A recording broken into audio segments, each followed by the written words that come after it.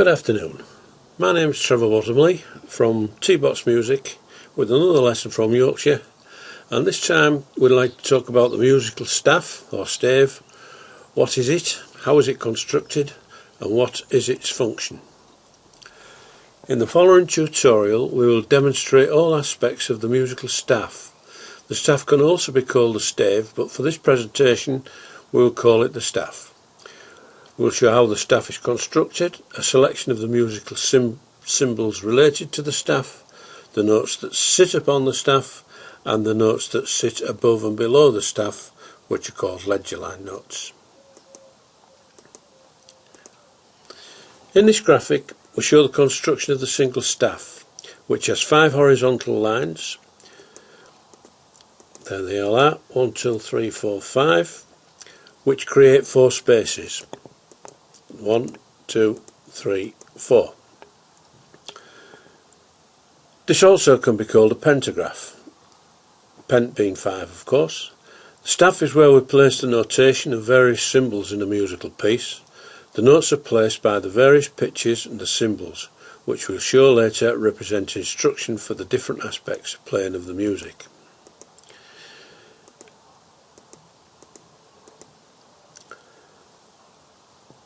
The music is usually divided up into what we call measures or bars, and a measure is the distance between 2 bar lines on the staff.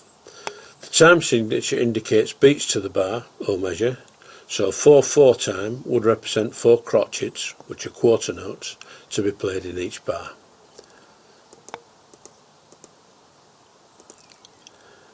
And these are all the main components of the grand or great staff.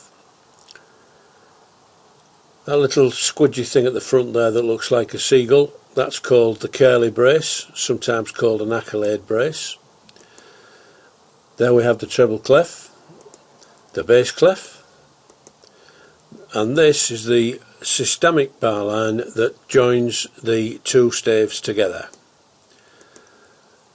The 2 figures there, 4/4, is what we call the time signature, which, as we said before, represents how many beats there are to the bar.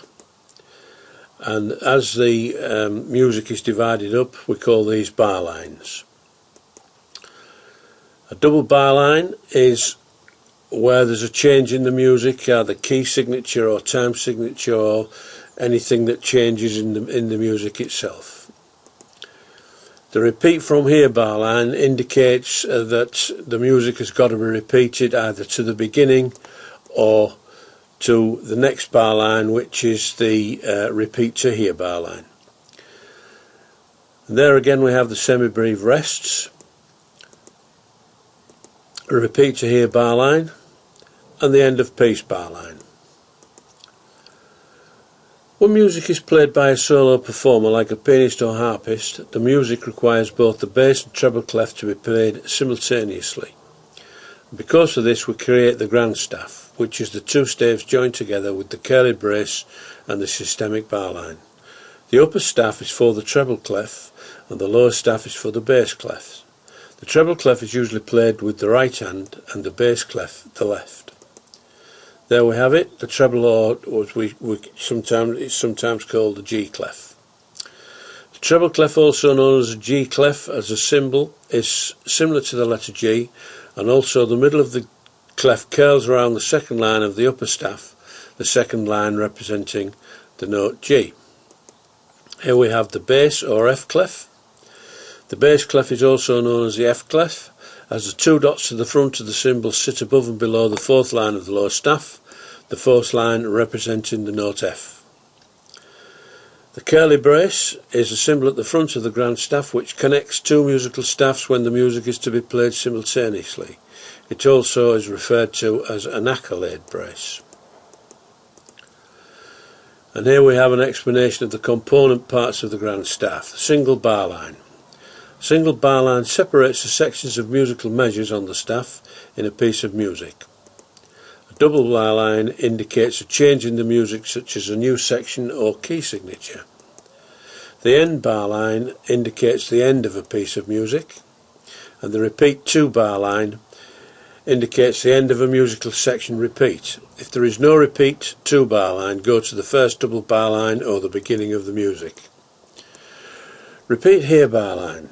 The repeat here bar line indicates the beginning of the repeat.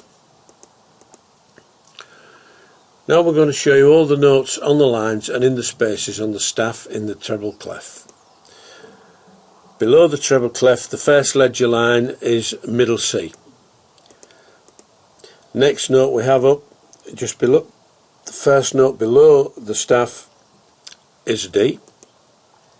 Note on the first line is an E. A note in the first space is an F. Note on the second line is a G. Note on the second space is an A. Note on the third line is a B. Note in the third space is a C. The note on the fourth line is a D. And the note in the fourth space is an E. The note on the fifth line is an F. And the first note above the staff is a G.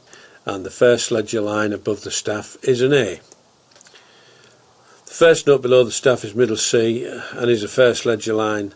The last note above the staff at the top is an A and is a first ledger line above the staff. And here we have how to remember all those notes. What we do for this, we use what we call a mnemonic. In other words, a little rhyme that can help you remember the notes. So on the bottom line we have E, so we say every, good, boy, deserves, fun. So that's E, G, B, D, F, and that little mnemonic there allows you to remember what the notes are. Now in the spaces, you'll note it spells the face, starting from the bottom it spells the name face. So we've got the F of face, A of face, C of face, and E of face. In using the mnemonics in this way, we can assure ourselves that we can remember the names of the notes and where they are on the staff. Now we go over to the bass clef, which is usually played by the left hand, and the first ledger line below the staff is an E. The first note under the staff is an F. On the first line we have the note G. In the first space we have the note A. Second line we have the note B. Second space we have the note C. Third line we have the note D. Third space we have the note E. Fourth line we have the note F. Fourth space we have the note G. Fifth line we have the note A. First note above the staff is B, and the first ledger line note above the staff is middle C again. There you go. First note below the staff is E and is the first ledger line. The last note above the staff at the top is middle C and is the first ledger line above the staff. So this is how to remember the notes in the staff in the bass clef, on the lines and in the spaces. And we have another mnemonic which says good boys deserve fun always. G, B, D, F, A. And in the spaces we have the mnemonic all cows eat grass.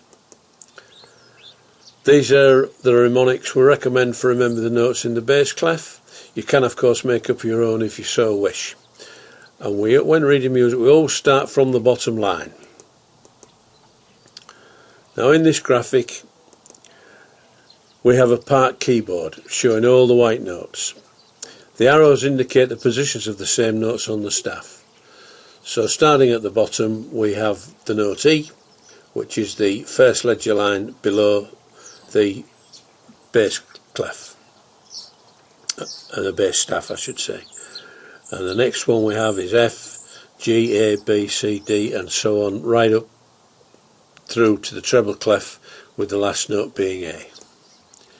We hope this tutorial has given insight to the beginner into how the staff is formed, what the notes are, how to remember them, where they sit upon the staff and the knowledge of the basic symbols and indicators that determine how the music should be played. In the meantime, happy piano playing.